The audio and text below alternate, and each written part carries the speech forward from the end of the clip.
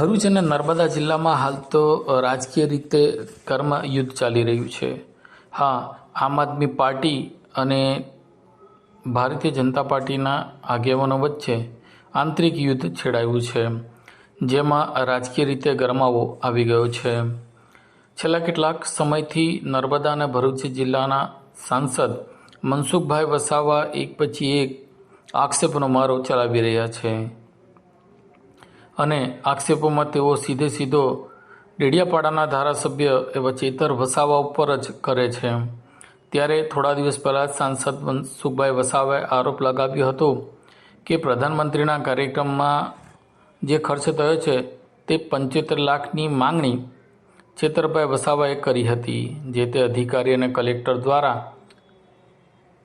આ રૂપિયા ચેતર વસાવા દ્વારા માંગવામાં આવ્યો હોવાનું આક્ષેપ મનસુખભાઈએ કર્યો હતો. જો કે મનસુખભાઈના આ નિવેદન બાદ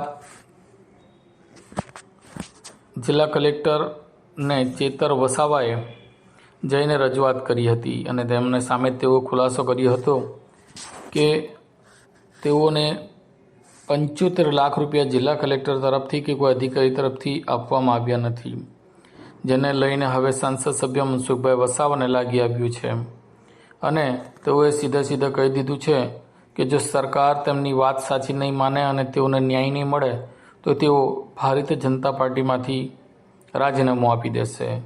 ત્યારે સાંસદ મનસુખભાઈ વસાવાએ વધુ આરોપ લગાવ્યો કે સરકારી અધિકારીઓને દબાણમાં લઈ સંકલનના સવાલો ઊભા કરી 75 લાખ રૂપિયાનો ટોળું કરવાના પ્રયાસ કરવામાં આવે છે.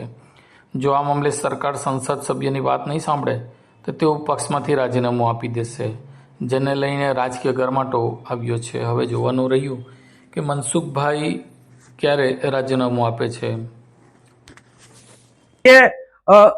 કલેક્ટરે સ્પષ્ટ કેવું જોઈએ, કારણ કે કેવડિયા મુકામે ઉપરાષ્ટ્રપતિના ગયા પછી ઘણા બધા અધિકારીઓ હતા, ત્યાં કલેક્ટરે આ વાત મુદ્દો છેડ્યો હતો અને કાર્યપાલક ઇજનેર મોદીજીએ કબૂલ્યું હતું અને ત્યાર પછી કાર્યપાલક ઇજનેર રજા પર જતા રહ્યા.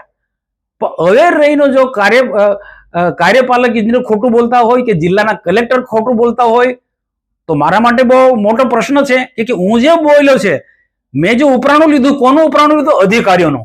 અને અધિકારીને ધારાસભ્ય ચૈતર વસાવા ડરાવે છે, ધમકાવે છે અને પૈસાની માંગણી કરે છે. એ વાત અધિકારીઓ કલેક્ટરથી માંડીને આ લોકોએ બધાએ મને કીધી. પછી મેં એમને કીધું ના, એક પણ પૈસો નહીં આપવાનો ને આ લડાઈ લડી લઈશું, એને ખુલ્લા પાડીશું. તો આ સામેથી આ લોકો કહે છે ને જ્યારે કલેક્ટર ગઈકાલે નરવા કુંજરા ક્લિયર બોલતા નથી, તો આના માટે કલેક્ટરને કાલે હું મળવાનો છું.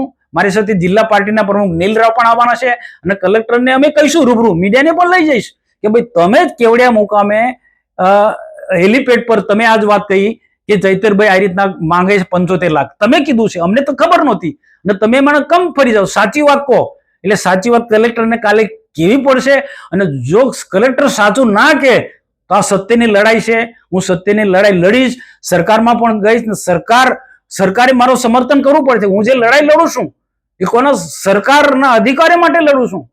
સરકાર પર જે બેફામ ગાળો દેશે સરકારના મંત્રીઓને, એની સામે, એવા ધારાસભ્યની સામે લડું છું. તો સરકારે મને મદદરૂપ થવું પડશે. મારી સાથે ન્યાય સરકારે કરવો, એવી કમિટી બનાવો, આખી સરકારી કમિટી બનાવવી જોઈએ, આખી તપાસ સમિતિ મૂકો. કંઈક ને કંઈક સત્ય બહાર આવશે. ને જો સરકાર આટલું પણ નહીં કરે, મદદરૂપ નહીં થાય, સરકાર મને જો મદદરૂપ ના થાય, મારી જે લડાઈ છે સત્યની લડાઈ છે. આવા તોડ પાણી કરનારા લોકોની સામે મારી લડાઈ છે.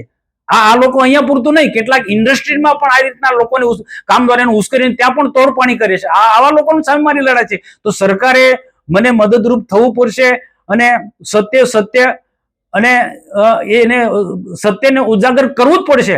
અને જો સરકાર જો મને મદદ ના, હું ખોટી માંગણી નથી કરતો ખોટી રીતના, પણ એક સાચી વાત છે, સાચી વાતમાં જો સરકાર મને સમર્થન નહીં કરે તો હું ભારતીય જનતા પાર્ટી છોડી દઈશ અને સરકાર, જે સરકારનો વર્ષોથી મને વિશ્વાસ છે એ સરકાર પર હું ભરોસો નહીં રાખું.